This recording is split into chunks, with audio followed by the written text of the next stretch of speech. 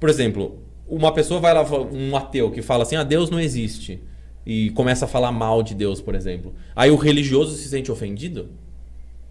Não, deixa ele. Se você acredita verdadeiramente em Deus, na sua cabeça você sabe as consequências que essa pessoa vai ter por não acreditar em Deus e por estar falando mal de Deus. Então por que você tem que ficar ofendido? Não, cada um, cada um. Só que daí você vê que nesse sentido, como Nietzsche também já falou, essas ideologias se tornaram as novas religiões. A pessoa hoje que vai red pill, que é feminista, ela tem isso como a essência de quem ela é. Então, quando você ataca a ideia, você ataca ela como pessoa. Então, é isso que eu não concordo no sentido do respeito ou desrespeito. Eu não estou intencionalmente chegando aqui... eu entrei nesse podcast hoje com a intenção de desrespeitar as pessoas. Não. Vou te provar que você fez isso. Não, como que você sabe? Você sabe dentro da minha consciência? Não, cara. Então, assim, se a sua consciência não chegou lá, é aí que está o problema. Não. Porque você é um formador de opinião e aquilo que você fala está na cabeça de meninos de 17 anos. Que, da mesma forma que você está falando, porque tudo que você fala está correto. Você não quer agredir ninguém. A sua fala não é para agredir ninguém. Se a pessoa tomou aquilo para ela, o problema é dela. Até aí está tudo bem, somos todos adultos. E os jovens que estão nos ouvindo pensando assim... Eu posso não gostar de gorda. Esse cara, um dia, pode olhar para uma mulher e falar assim, quer saber de uma coisa? Você é gorda, eu não gosto disso não sei. Você nunca faria isso, porque você já é um homem formado. Sim. Mas tem muito menino que está nos ouvindo que não pensa assim. E sim, nós devemos ter essa preocupação. Esse discurso libertário, tudo pode, logo eu tenho liberdade para falar o que eu quero, ele é perigoso nesse sentido. Olha até onde, quantas cadeias a gente está abrindo. Só que é muito mais perigoso você não expressar o que você pensa. Esse é o verdadeiro perigo. Porque eu não posso basear o que eu falo se as pessoas vão entender exatamente com o que eu quero dizer. Eu vou de falar forma ou de outra, você vai moldar o pensamento daquela pessoa. O grande segredo está em falar o que você pensa, dentro de uma linguagem que vai educar as pessoas e não provocar as pessoas. Só que se a minha intenção nesse caso não é... a minha intenção é ser quem eu sou. Eu não sou professor. Entende? Então, na minha concepção... Então, na minha concepção... Pode falar. Na minha concepção, você está sem a noção do tamanho do reflexo das suas palavras. O reflexo das suas palavras vão gerar atitudes e podem tomar proporções que não estão no seu alcance. Você não pode fazer nada além do... Mas daí é a mesma coisa que você falar igual, por exemplo, teve alguns crimes na Inglaterra recentemente, e aí tem um influencer que é o Andrew Tate.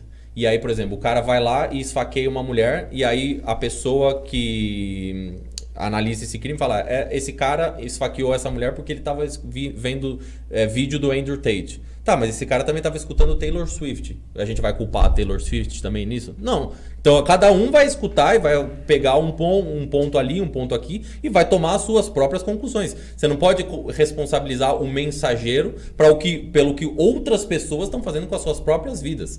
E aí é que os termos jurídicos de a diferença entre liberdade de expressão e instigar o crime. Se eu chego aqui e falo assim, vai lá e bota fogo nas gordas. Aí eu tô realmente instigando o crime. Eu tô falando pra você fazer... gasolina. Agora, se eu falo simplesmente nesse sentido, eu não gosto de gorda. Se você se sentiu ofendido, o problema é seu. Eu não tenho como deixar de expressar o que eu acho. É que a gente também tá se prendendo nessa questão da gorda, mas isso se aplica a tudo. Entenda que eu não tô te responsabilizando por isso. O ponto que eu estou querendo chamar é que nunca a responsabilidade vai ser sua, mas ter a responsabilidade de perceber que o reflexo dessas falas pode gerar isso, é ali que a gente molda o nosso discurso. E aí que eu estou dizendo que se você for se preocupar com todas essas questões que você está trazendo aí, você não vai se expressar. É o verdadeiro politicamente correto, né? Não é o que o politicamente correto se tornou. Porque se você for ter um discurso onde você está o tempo todo se podando para não ofender ninguém, você já não pensa sozinho. Você já não está pensando. Você já não é um indivíduo pensante. Porque você se baseia simplesmente na reação dos outros. E deixa de ser você. O Jordan Peterson tem uma frase muito interessante nesse sentido que eu gosto, que como eu traduzo? In order for you to think, you have to be able to offend people. Para que você possa pensar, você tem que correr o risco de ofender as pessoas. Só que a gente vive, né, há um tempo já num mundo onde a gente se preocupa tanto em não ofender as outras pessoas que ninguém pensa mais. Que só vai tomar nada. Que, tipo assim, acabo não sendo eu mesmo, né? Porque, tipo, você eu não entende sou também... o que a sociedade pensa. Você não entende também que muitas das coisas que você falou podem ofender as pessoas? Entendo.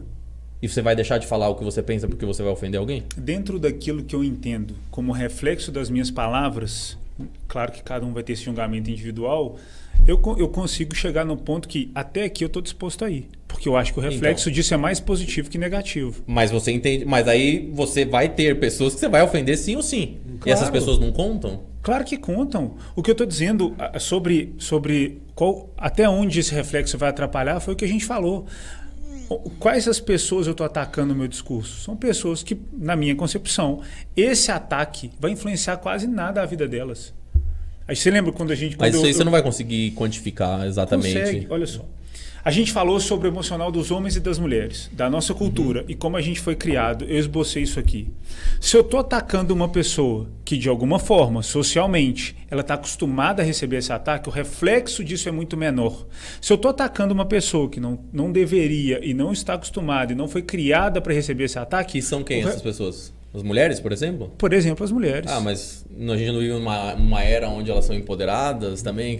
Aí a gente tem que escolher um discurso. Sim. Ou as mulheres são empoderadas e independentes e elas são maravilhosas e elas fazem o que elas quiserem, ou elas são seres que a gente tem que ter carinho. A gente não tem que escolher. Claro que tem, porque senão é incongruência. Não, a gente não tem que nada. A gente não tem que nada. Principalmente a gente não tem que escolher. Não, mas você está fazendo isso.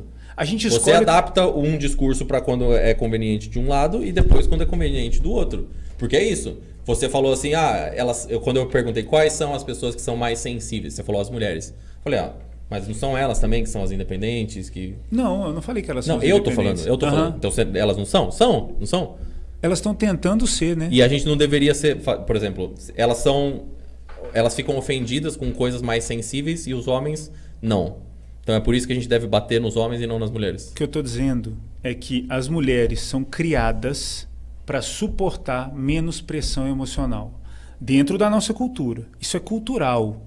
Os homens são criados para suportar uma maior pressão emocional. Se dentro do meu discurso eu estou jogando pressão emocional nos homens, o reflexo das minhas palavras é muito menor. Então, você fala, os homens são ensinados a ter mais...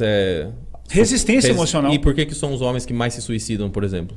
Por que o suicídio é muito maior entre os homens do que a mulher? Mas quando eu falei disso, e com certeza está gravado, eu disse temos várias pressões sociais por sermos homens, mas também temos privilégios. As pressões sociais que levam o homem a cometer suicídio são coisas completamente fora desse âmbito do aparência, do bullying, desse tipo de coisa que...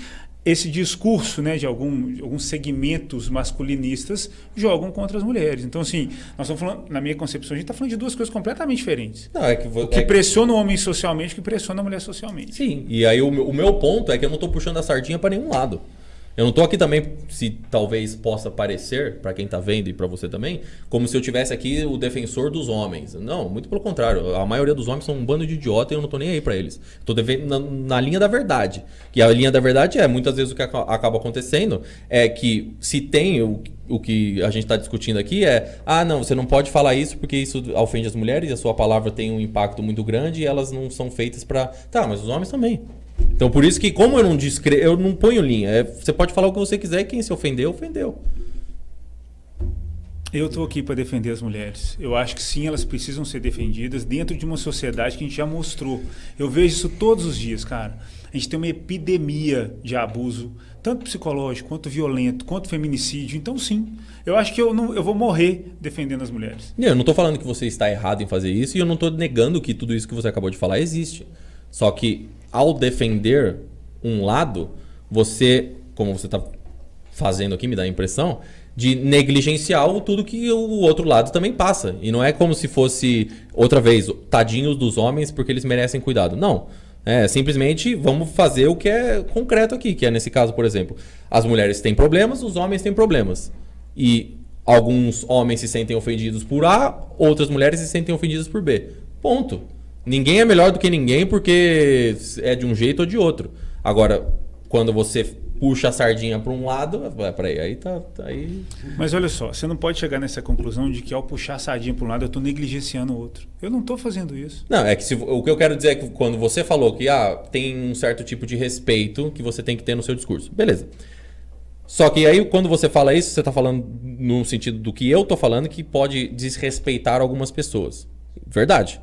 E eu te trago o ponto. Você não entende também como o que você está falando também pode desrespeitar as pessoas? Aí você falou, não, é porque quando eu falo o que eu falo, pode ser uma minoria de pessoas. Né? Então você pode ter essa balanço moral na sua cabeça do tipo, eu estou fazendo mais bem do que mal. E aí foi o que eu falei, mas esses homens também não contam? Mas aí esses homens não... te pergunto, né? Esses homens não contam porque o bem que você está fazendo é tão superior a essa pequena porcentagem de homens que você faz mal, que daí as coisas se balançam de forma positiva. Na verdade, eu estou medindo o mal que eu vou fazer. Dentro do meu discurso, isso vai causar menos mal.